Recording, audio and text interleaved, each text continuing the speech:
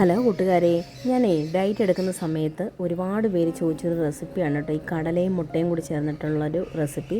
ഇതാണെങ്കിൽ ഹൈ പ്രോട്ടീനായിട്ടുള്ള ഒരു ഫുഡാണ് കേട്ടോ. ഡയറ്റ് എടുക്കുന്നവർക്ക് ഇത് മാത്രം കഴിച്ചാൽ മതി ഒരു നേരത്ത്. നല്ല പ്രോട്ടീനാണ്. അപ്പോൾ അതെങ്ങനെയാണ് തയ്യാറാക്കേണ്ടത് നമുക്ക് നേരെ വീഡിയോയിലേക്ക് പോകാം.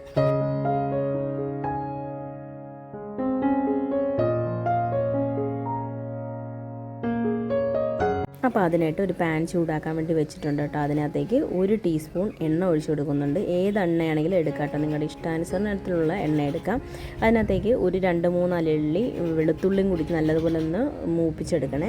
മൂപ്പിച്ചെടുത്ത് വരുന്ന സമയത്ത് നമുക്ക് അതിലേക്ക് പകുതി സവാള ചേർത്ത് കൊടുക്കാം. ഒരു വലിയ സവാളയുടെ പകുതി സവാള ചേർത്ത് കൊടുക്കുന്നുണ്ട്. പിന്നെ അതിനകത്തേക്ക് 1 കപ്പ് നമ്മുടെ വേവിച്ച വെള്ളക്കടലയാണ് കേട്ടോ ചേർത്ത് കൊടുക്കുന്നത്. ഈ വെള്ളക്കടലയ്ക്ക് പകരം നിങ്ങൾക്ക് കറുത്ത കടലയാണെങ്കിൽ എടുക്കാം. പക്ഷേ വെള്ളക്കടല ഒന്നുകൂടെ നല്ല ഹൈ പ്രോട്ടീനാണ്, മുട്ടയ്ക്ക് തുല്യമാണ് കേട്ടോ നമ്മുടെ ഈ വെള്ളക്കടല.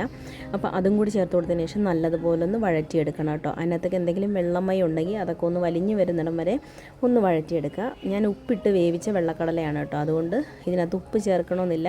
മുട്ടയ്ക്കുള്ള ഉപ്പ് മാത്രം ചേർത്താൽ മതിയേ. അപ്പോൾ ഞാനിവിടെ അതൊന്ന് വെള്ളമൊക്കെ വലിഞ്ഞ് വരുന്ന സമയത്ത് നമുക്ക് അതിലേക്ക് 2 മുട്ട ചേർത്ത് കൊടുക്കാം. മുട്ടയ്ക്ക് വേണ്ട ആവശ്യത്തിനുള്ള ഉപ്പും കൂടി ചേർത്ത് കൊടുക്കാം കേട്ടോ, കടലയ്ക്കുള്ള ഉപ്പ് വേണ്ട. അതിനുശേഷം നമ്മുടെ മുട്ടയും നമ്മുടെ കടലയൊക്കെ ആയിട്ട് നല്ലതുപോലെ ഒന്ന് മിക്സ് ചെയ്തെടുക്കണം.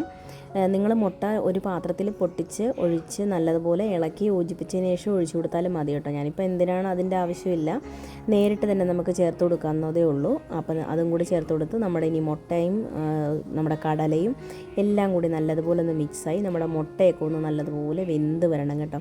ആ കടലയായിട്ട് കിടന്ന് മിക്സ് ചെയ്ത് വെന്ത് വരുമ്പോഴാണ് ആ ടേസ്റ്റ് വരുന്നത്. അപ്പോൾ നമുക്ക് നല്ലതുപോലെ ഒന്ന് മിക്സ് ചെയ്തെടുക്കാം കേട്ടോ.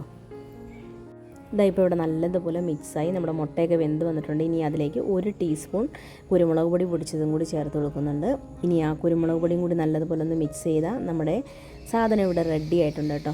എല്ലാവർക്കും വെറുതെ കഴിക്കാൻ, സ്നാക്സായിട്ട് കഴിക്കാനൊക്കെ പറ്റിയൊരു സാധനമാണ്. ഞാനിപ്പോൾ ഇവിടെ ഇത് ഡിന്നറായിട്ടാണ് കഴിക്കുന്നത്. ചില സമയത്ത് രാവിലെ ബ്രേക്ക്ഫാസ്റ്റായിട്ടൊക്കെ കഴിക്കാറുണ്ട്. വളരെ ടേസ്റ്റിയാണ്. ഇതും ഒരു കുറച്ച് കഴിച്ചാൽ തന്നെ നമ്മുടെ വയറ് നല്ലപോലെ ഫില്ലായതുപോലെ തോന്നും.